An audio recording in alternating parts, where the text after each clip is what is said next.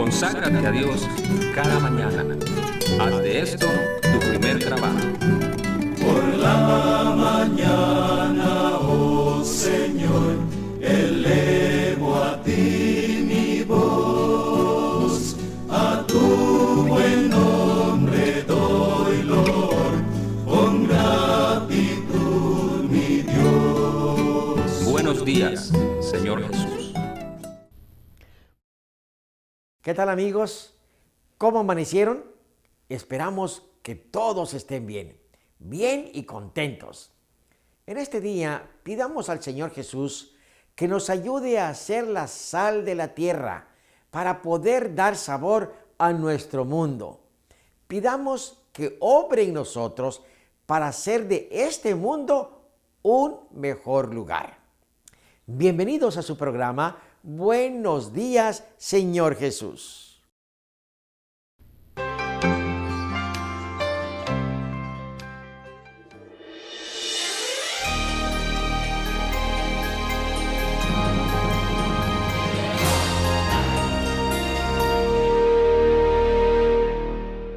Amigos, hoy continuamos con el estudio de esta serie Revelaciones de Esperanza. Estoy contento de poder compartir estos mensajes con ustedes y hoy vamos a inclinar el rostro para pedir nuevamente la bendición de nuestro Padre y sobre todo pedir su dirección en el estudio de su palabra. Oremos, amigos. Querido Dios y Padre nuestro, muchas gracias por la oportunidad de abrir tu palabra con toda libertad. Rogamos en el nombre de Jesús tu gracia, la unción de tu Santo Espíritu, ese toque que nos ayude a comprender el verdadero significado de tus mensajes. Colocamos también en tus manos nuestras peticiones, nuestras necesidades y nuestros planes. Y lo hacemos en el nombre de Jesús. Amén. Bueno, continuamos con el estudio del quinto sello. Vamos a leer Apocalipsis 6:10. Y clamaban a gran voz diciendo: ¿Hasta cuándo, Señor santo y verdadero, no juzgas y vengas nuestra sangre en los que moran en la tierra? En el mensaje anterior vimos que desde el Antiguo Testamento ya se enseñaba un estado de inconsciencia, el de los muertos. Pasando por las enseñanzas de nuestro Señor Jesucristo, incluso las enseñanzas que el apóstol Pablo dio, hablan precisamente de un estado de inconsciencia. Incluso el propio Señor Jesucristo, de acuerdo con sus declaraciones, nos dejó un principio establecido. La muerte no es una puerta de acceso a el cielo o el infierno.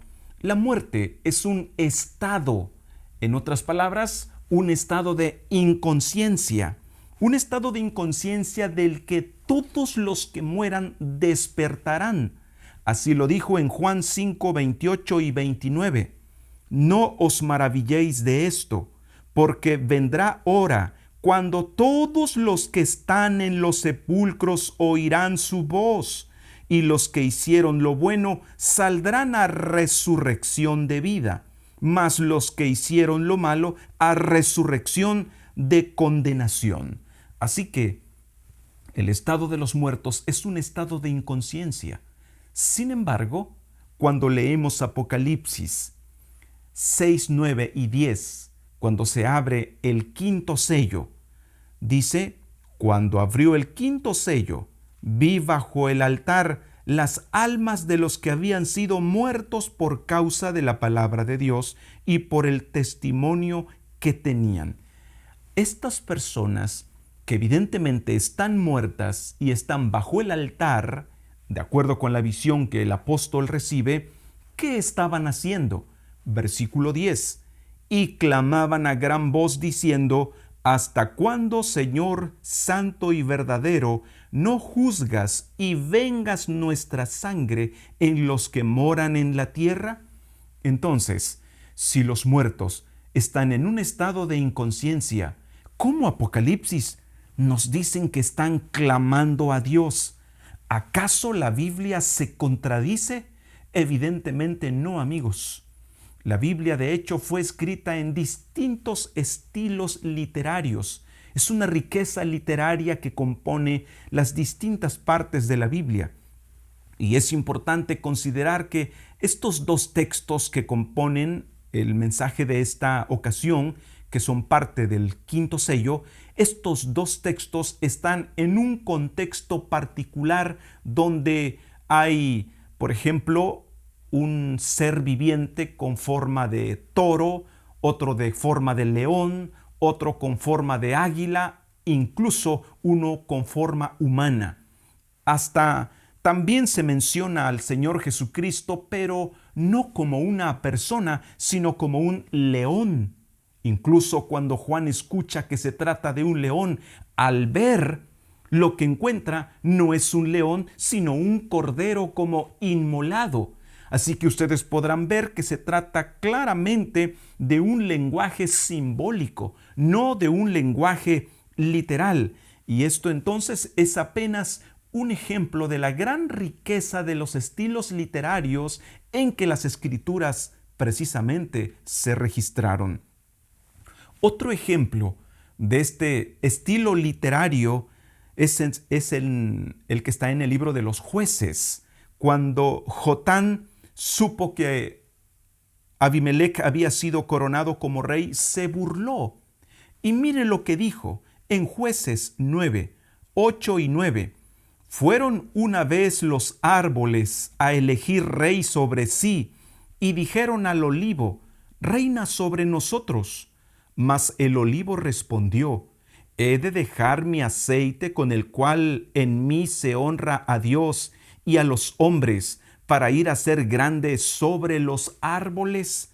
Lo que Jotán estaba diciendo en estas palabras de Jueces 9, 8 y 9 es un ejemplo que ilustra perfectamente cómo debemos considerar estos estilos literarios. Por ejemplo, si usted estudia este lenguaje de forma literal, usted tendrá serios problemas en interpretar correctamente la Biblia. Le pongo el ejemplo.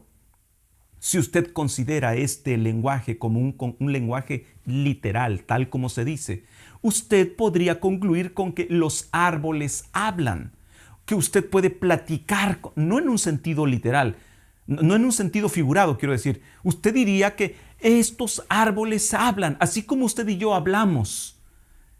Incluso usted podría presentar el texto de Jueces 9:8 como una base sólida de que la Biblia enseña que los árboles hablan.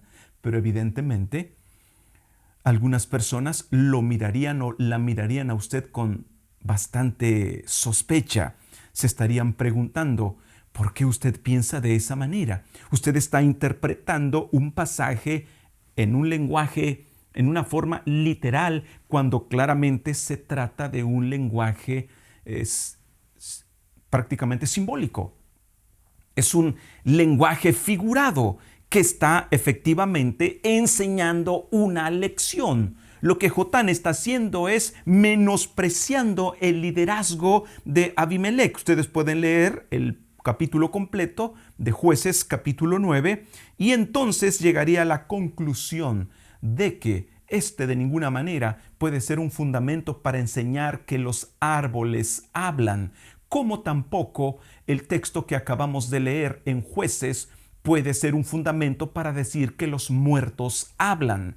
Hay 3 lecciones importantes que aprendemos en este quinto sello sobre los muertos que claman justicia. Número 1, el clamor de justicia que estos muertos bajo el altar están externando es el símbolo de la justicia que clama cada hijo de Dios a lo largo de la historia, que ha derramado su sangre por causa de la palabra de Dios. Desde Abel, el primero que murió por ser fiel a Dios, desde Abel hasta el último que muera por causa del Evangelio antes de la segunda venida, desde luego, del Señor Jesucristo. Ese es el clamor simbolizado allí. Número 2, el altar bajo el cual estas personas claman. Uno se pregunta, ¿por qué claman en el altar?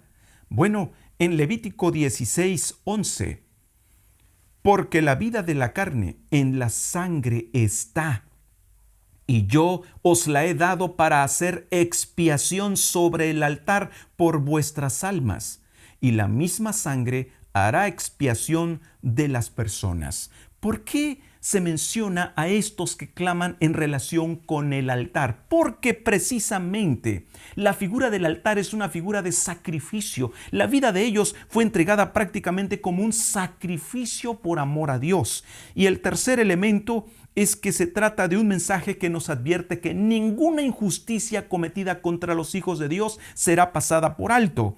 Por eso, incluso, amigos, en Génesis 4:10, cuando Caín mató a Abel, Dios le dice a Caín, y él le dijo: ¿qué has hecho?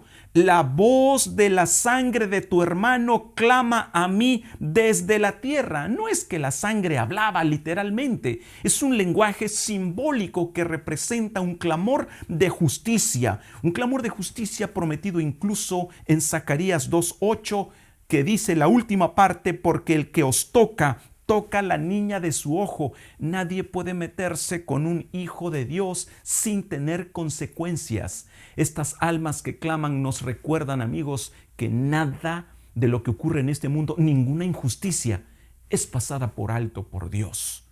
Amigos, no sé qué clase de injusticias se estén enfrentando ahora. Sepan que todo esto es tomado por el cielo. Así que cerremos nuestros ojos para consolarnos con esta palabra. Padre, gracias por recordarnos que ninguna injusticia que ocurre en este mundo es pasada por alto por ti.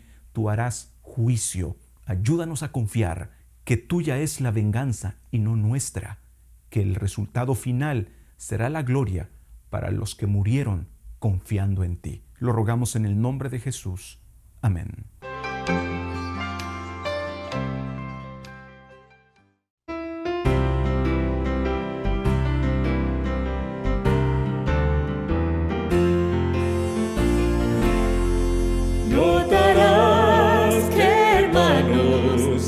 Hallamos aquí, esto es porque somos la familia de Dios. Si sufre alguno, lo sentimos también. Las victorias gozamos, cual familia de Dios. Soy feliz porque soy de la familia de Dios, por su sangre en la fuente, lavado fui, gozo con mi Cristo, cual viajero salir, parte soy de la grande familia de Dios.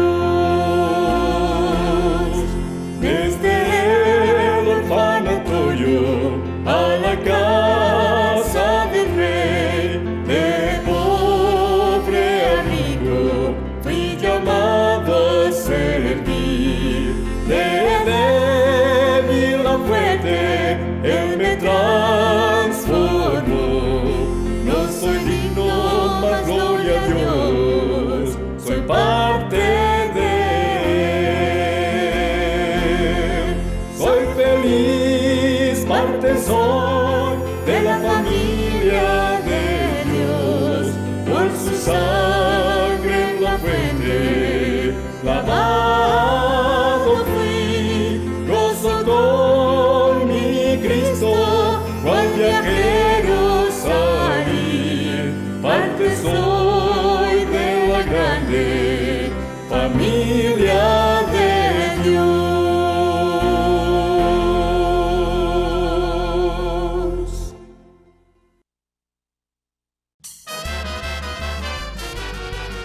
Hola, amiguitas, ¿cómo están hoy?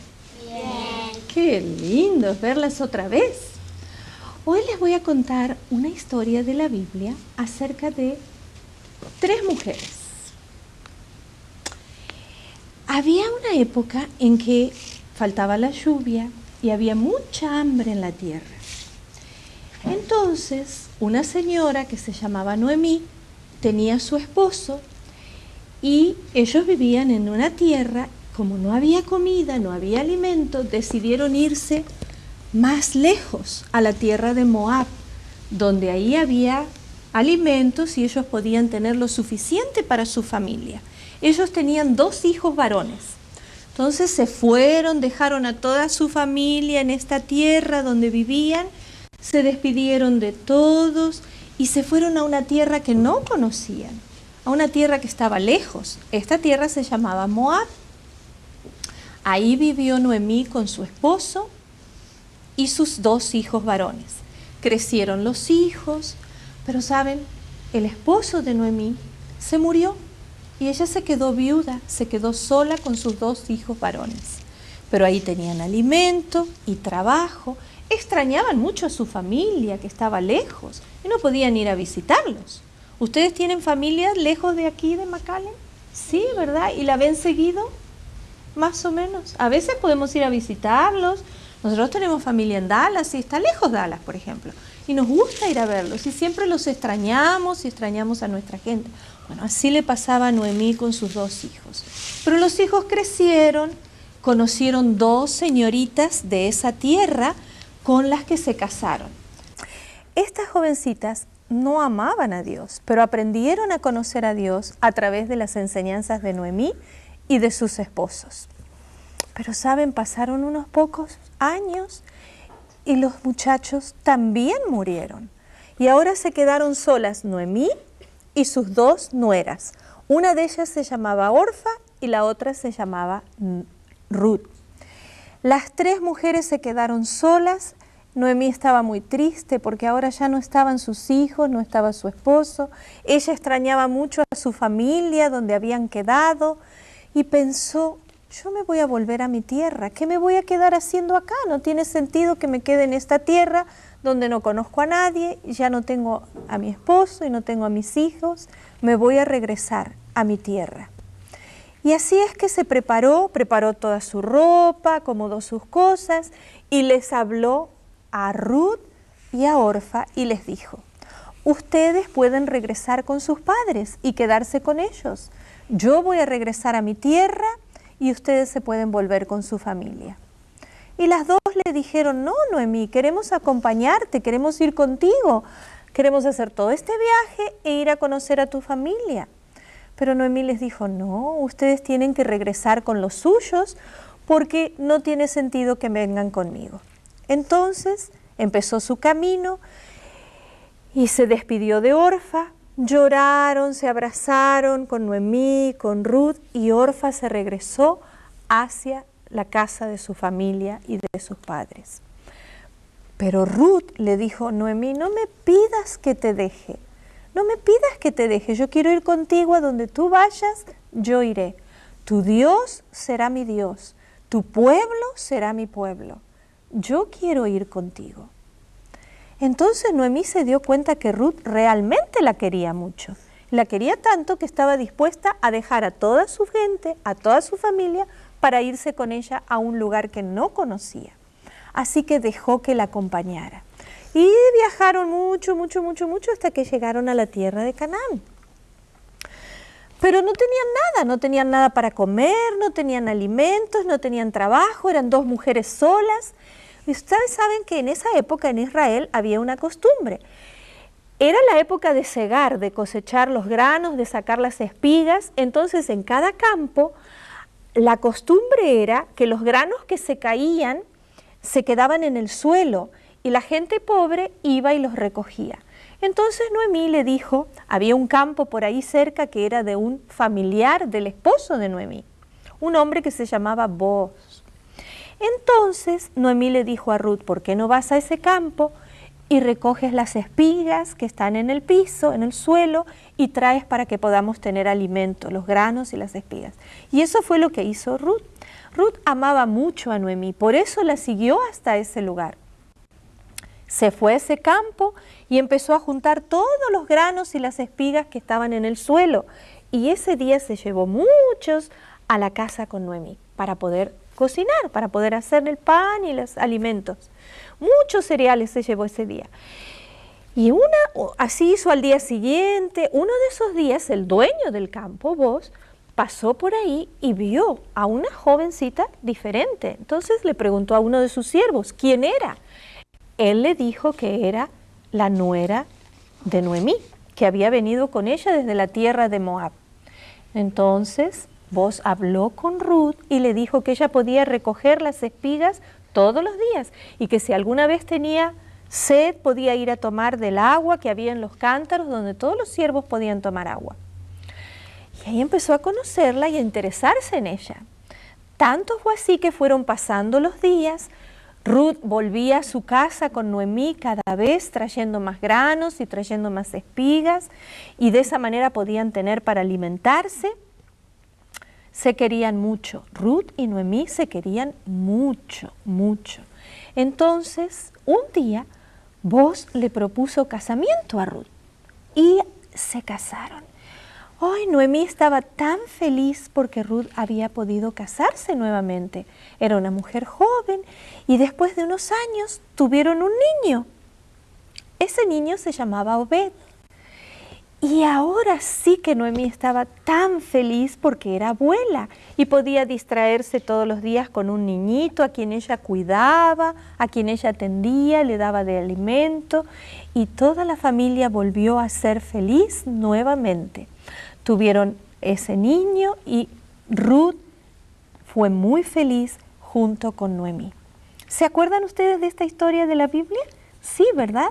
Es una de las historias más lindas que hay en la Biblia y siempre me llamó la atención la forma increíble en que Ruth amaba a su suegra, amaba mucho a su suegra, tanto la quería que no la dejó ir sola a la tierra donde vivía su familia. Quiso ir con ella y no le importó dejar a ella su familia y sus costumbres para ir a una tierra nueva.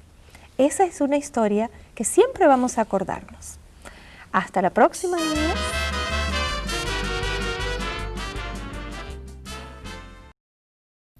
Después de la meditación de hoy, estoy seguro que nos sentimos agradecidos por haber sintonizado este programa. En pantalla se nos muestran los capítulos de la Biblia para leer el día de hoy. Si usted está siguiendo esta guía, terminará de leer la Biblia en un año. Les deseo un feliz día y les espero para la reflexión del día de mañana.